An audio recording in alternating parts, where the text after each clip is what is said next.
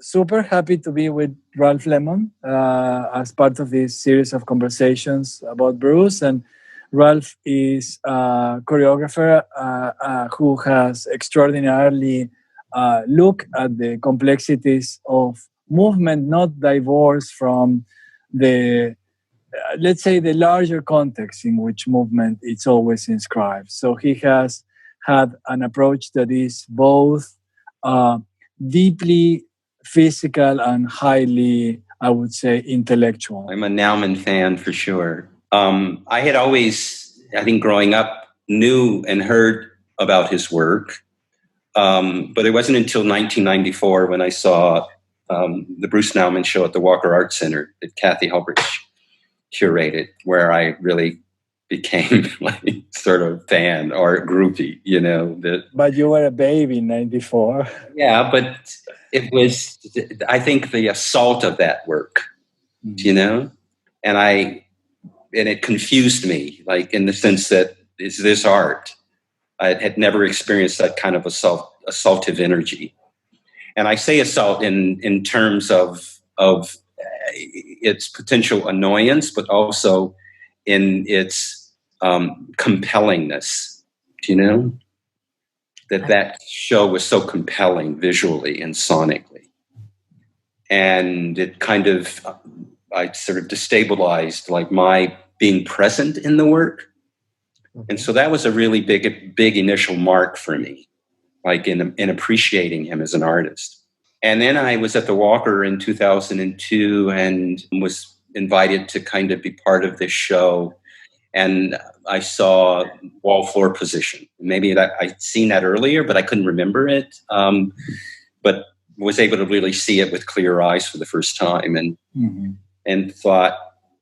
And at the same time, I was doing this work called "Come Home, Charlie Patton," which was very much about transcription of a particular time in Black American history that dealt with the civil rights movement, and was thinking about my history with sort of postmodernism and the Judson folk, particular kind of movement politic.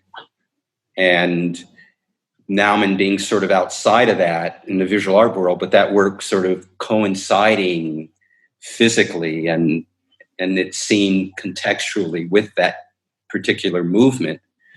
You know, I knew of Trisha Brown and Paxton and Yvonne Rainer, but I had no idea that Nauman was also part of that tangentially, or at least that's what I could argue. And that he was approaching this work with his body as a non-dancer.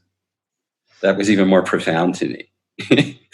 And the commitment of his body to that work, right? His body, a wall and a floor for the 45 plus minutes of a videotape just seemed crazily beautiful to me in its simplicity. Did you find things there that were talking to what you were trying to do or what you had done? And is the wall symbolic and physically important? Because wall could be a barrier, something that you confront, that you knock. I think the work synthesized for me or clarified a kind of simplicity I hadn't ever thought about before. Okay. And I felt like the Judson artists were not, and this is arguable, of course, were not really able to get to because there were so many other body choreographic arguments that they had to have to explore their work. And I think Nauman, coming from a visual art world, he was able to just simplify those three elements, his body, a wall, and a floor, and try to find some equipoise between those elements. I think that kind of simplicity was definitely coming from a post-Duchampian like idea of refusal, right? In the sense of like, let's like finding that simple thing, the locus of an idea. That was really fascinating to me. And I thought, how do I translate that given the wild, thick emotionality of dance art as I know it, particularly as a Black artist, you know? So I'm bringing in this whole other complex cultural component to my postmodern questions or my post-postmodern questions. So that the clean slate, or at least my translation of that that Naumann brought to the discussion was perfect, as a good problem. And again, I'm translating this because I'm using Naumann and the idea of that emptiness. I'm making it up because it's just useful for my political argument, for my body, my black sort of body that had kind of grown up in a white sort of postmodernism, very sort of schizophrenic and messy. But I think his work, that particular work, really clarified something for me. So I wrote him a letter after I saw the work. I had to write it to Juliet, of course, Myers, right? But she got it to Naumann, and it was basically, I want to reenact this work with my black body, and not only my black body, but the black body of an African dancer collaborator I'm working with. I just thought I would try and mess it up even more. And we want to create a wall, and I'll do a translation, a reenactment of Wall Floor on one side, and my African collaborator will do it on the other side simultaneously. And Juliet just wrote back very emphatically, Bruce says yes. That was also perfect, right? Like a one-word answer to this. And I'd written, it was like a 3-page letter, like an essay on like American racism. And basically what I tried to argue is that Bruce, I feel like you represent a certain kind of cultural and body freedom that's not possible for a black body. Mm-hmm. Or at least when Wall Floor was created. Wall Floor was made, he'd done Wall Floor in 1965, supposedly, as an art crit. And there's a whole thing I'd like to talk about with that too, a race part aside. But, and it's like the Freedom Rights Act in America was written in 1964, and the Voting Rights Act 1965. So literally, when he was doing Wall Floor, a lot of black Americans couldn't even vote freely, right? We were fighting for civil rights, and he's in a studio dealing with some blind questions about his body and a wall and a floor. That's profound to me. So I think the work kind of became a quest, or a big question of then and now, and that body and my body and the white male body versus the black male body. All these like really giant questions that that live on today, as well as me just loving the work as art. But a kind of art that brings up the question, can I make that kind of art as a black American artist?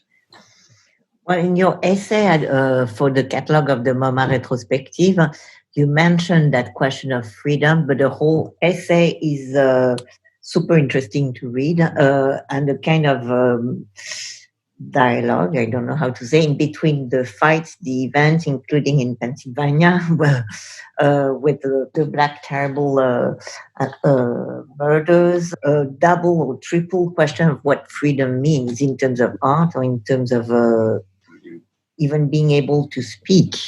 Yeah, and I think that, again, it gets down to, I'm fond of saying that what I do with Naumann is I blackify him.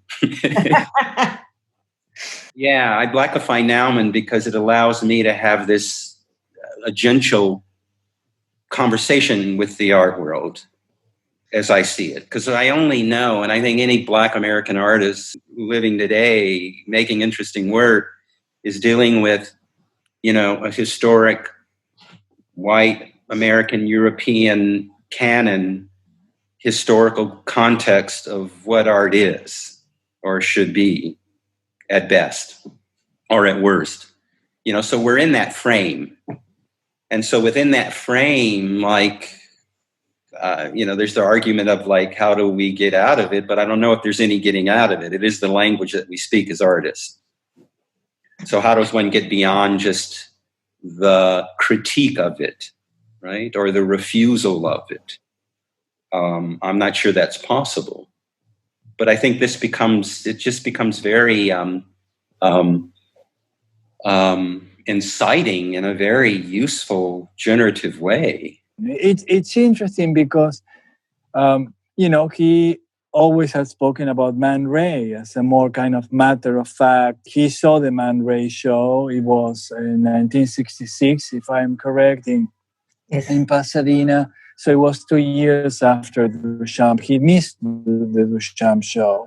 But, he stayed with Walter Hobbs in Pasadena. I mean, he was surrounded by Duchamp, but reacting to Duchamp. And it's been a problem, or it was a problem for me, when I first came into the work was a symbol. Coming from Latin America and being interested mostly to work with artists that are non-canonical, like Elio Itizica, who's being a hero for me and still is. Nauman was kind of an obstacle, I mean, it was like everybody agreed that he's like this great artist, but at the same time, he cannot help but represent a certain form of imperialism, from somebody coming from outside. And so I have to say, it was a barrier for me to connect to the work, and your gesture of writing a letter to him, it's very beautiful. You could not, and you could have done the work without, but just the fact that you did was creating a bridge. It was a very beautiful way to do it, right? In that sense. And I'm sure that opened for you a path to think about the work beyond some of the barriers that you might have had. For me, it was meeting him in person, But one thing that comes constantly, and I mean, now, we're in this moment in which we're really asking, do countries have souls, and what is the soul of this country that has gone through this incredibly dark period that we're hoping we're slowly going to shake. And Nauman has many, many things in the work, that one could say, or in the past one could say, were American, straightforward, taking no prisoners, right? The cruelty, but generosity with he tackles an issue. And I'm wondering, how is it for me? Also, how is it for you? How do we reconcile? Is there an Americanness in Nauman, and can we, as not fully participating in that Americanness for different reasons? And I do think that the position of the African Americans, in many ways, has a lot of points in common with the position of other people. I mean, it's a lot more cruel, of course, but it has a lot of points in common with the position of other people who were outside this, just on the other side of the fence. But how can we look at it? How can we reconcile that with, the work with its Americanness? Right. And I would say the work is absolutely American and white male American. Yeah. And it's also part of what I find desirable because it speaks to a certain kind of privilege that I'm sure Nauman doesn't even think about, because he just has it. So I think a lot of us Black Americans, we experience that every day of our lives, like this unspoken privilege that the white body has, especially the white male body. And of course, Nauman's not some redneck, who's living somewhere in New Mexico as this racist human being. No, he's an artist. And I would also say that, there's also a kind of American white male rage in that work that you may not be able to translate, that's also really apparent to most people, that are American. Mm-hmm. That's a very specific kind of, the assault is about a specific kind of rage, I'm not quite sure how to argue where that rage comes from or what it means, but it's a kind of white American angst, that just deals with sort of this culture, right? It's violence, it's historical violence that, it's in the soil. And, Nauman's he's not in New York City or LA, he's in New Mexico. That was a choice. Yeah. That's a very hardcore landscape, as if you visited it. But within that, there's a kind of, also what I read in the work, a sort of honesty and vulnerability that's about the body. Mm-hmm. And as the body gets older, it's even more to me fantastic, because it's okay, the mortality of all that came before, the mortality of that privilege. And then I'm now I'm falling even more in love with the work because it's about that body dying. Do you know what I mean? And him so conspicuously showing it falling apart. The colostomy bag, like in the new right contrapposto studies. It's like it's right there. He's not embarrassed. It's like it's like what? And that's part of the art, right? And the new walking a line piece, he's the balance is gone, from that young, beautiful, lithe body of, Naumann when he was 24, 25, 26 years old in the early video work. So, that has no problem with showing that decay. And, it reminds me, and I connect it to, Merce and John, and Cage was fond of saying, those of you that have the privilege to watch late Merce dance, you have the privilege of watching a great dancer decay. And that was clear in all the works in my growing up with Merce Cunningham, watching him go from dancing to dancing with a bar to the last piece, Nearly 90, where he sat in a chair and all he could move was his hands. And he was really dancing with his hands. So he knew it. And I think he's certainly been an inspiration to Naumann, right? That permission. I think like this late work is just, I don't know, it's like it's as great as that early 60s stuff. But it's all about that mortality, which I think kind of, if it doesn't soften, it certainly finds some equilibrium to that privilege and that rage that can kind of keep, I think, someone who's not as interested from how really beautiful the work is. Did you have the chance to see Walking in a Live Flesh in New York? No, I've just seen some video clips, so I've not been able to get to New York, but I'm going to go soon because it's open till the end of November. I think it's an anti-hero position with those new works, which are incredible. And in that way, the opposite of the white male hero, American hero, like the cowboy, like the Marlboro, even the gangsters, they were all white heroes with the body which never goes, never dies, who are always strong. He's speaking about weakness all the time in an incredible way. But Carlos had the chance to see Walking in a Line and spoke about a relationship with Christianity, which is another huge question. Because I saw a video clip like you, and I didn't felt that dimension. I mean, one can say, well, he's using his body as a material. But when you say that you use your body as a material, it implies a dissociation between a consciousness and the body. And in Naumann, you see the consciousness embodied there. Everything is very much about consciousness.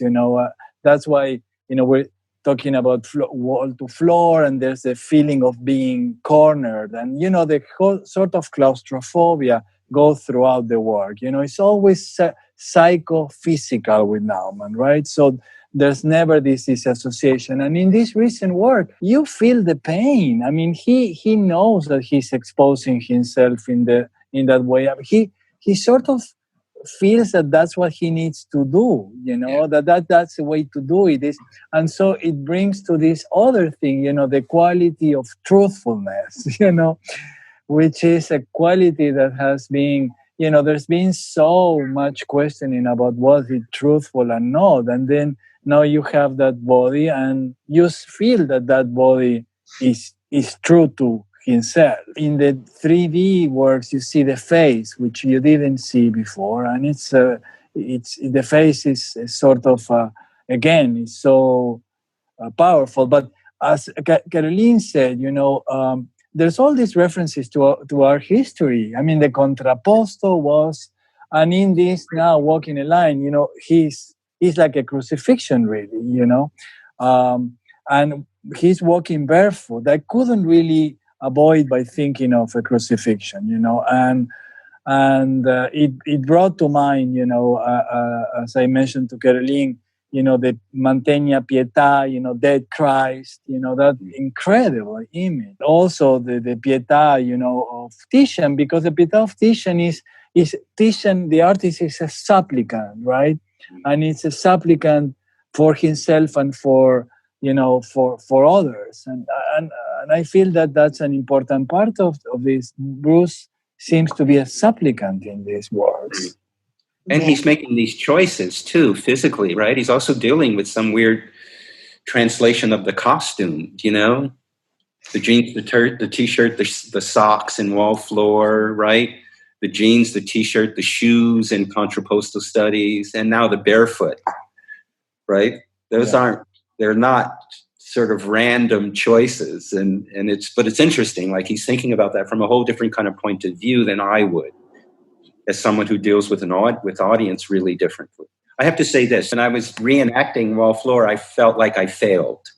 Why? I couldn't do what I was perceiving was happening with his body. I felt like it was very much just about how can I stay trapped in these containers, the wall, the floor, and my body. I felt like the work he was doing with his body was also about a certain kind of physicality, a naive physicality. What's uncomfortable? What can I accomplish that I don't know with my body in this position? And now when I did it as someone who was a trained dancer at the time, I was like I was being very technical about it. It's all I could do. Like, how can I make this spectacle? And it was just my body. It wasn't my intention intellectually. I just wanted to try and be as quotidian as Nauman was being, but I couldn't do it. My African collaborator, on the other hand, came closer to that than I did, which was also really interesting. Given this whole other cultural relationship to the thing and audience, but I couldn't do it. May I add two things? I did a lot of visit with Titian, with Patricia Falguière, who's an art historical Renaissance. And Titian is the first to have started to make doubts on the Christianity because of the plague. And his son died of the plague. And we are in a kind of weird times as a pandemic, and the plague was a kind of pandemic at the time. It's not a glorious crucifixion. It's a disappointing crucifixion. The people are not pleased with it at the bottom of it. I see the painting, it's in the Venice at the Accademia, but it's even more interesting, the echo regarding our time. Well, I mean, the flaying of Marsyas is also like, Marsyas is defeated and Apollo is looking at him with this profound compassion. So there is this, this Icarus, is this whole. I mean, there is a sense of failure in the victory in the failure. It's very complex in that way. But I wanted to bring out, Ralph, the Nature More piece, the studio scan. It was interesting because I looked at it like we all do, on the screen, and then I went to the gallery and it was projected. You could manipulate the iPad. But then I wrote to him about a couple of things that are related to the piece, and he said, "Well, I always imagined that people would pick up the iPad and walk around the space." So, it was clear that he is choreographing the audience there, right? With mapping the studio, right? I remember when I saw it at DIA for the first time, what just thrilled me so was like the swivel chair in the middle of the space. And you moved. With wheels on it. Yeah. You know what I mean? The generosity of that offer. And that's exactly what I did. I got in that chair and I just wheeled myself around the space. So I was kind of looking at the work, but also just feeling that ease, being transported. I think that's the other incredible thing about the work for me is it's always been about a certain kind of movement, right? Either intellectual or psychic physicality, or the body being physical snapshot of movement. Like at the end of the day, the guy's a dancer and, it's just we're calling him something else. But that, my relationship to that is so clear. And I don't feel like I'm making that up to feel better about myself, or my work. It's just like, this is a really nice guide. This work is a nice guide. The choreographer Anne-Theresa de Kismaker, she did, because the falling is also maybe extract from Nauman, but it's the base of all her works with Pina Bausch, the practice of amateur who becomes dancer, which is also without the walls. It's that perfect ultimate question, aliveness and then death. And before you die, hopefully you're in the locus of you're in the center, that, the equipoise of those two things. And I feel like that's where Naumann now is. I suspect like where everything else we see from him is going to be there, right? Because it has to be there. So I think we're in for some really amazing work.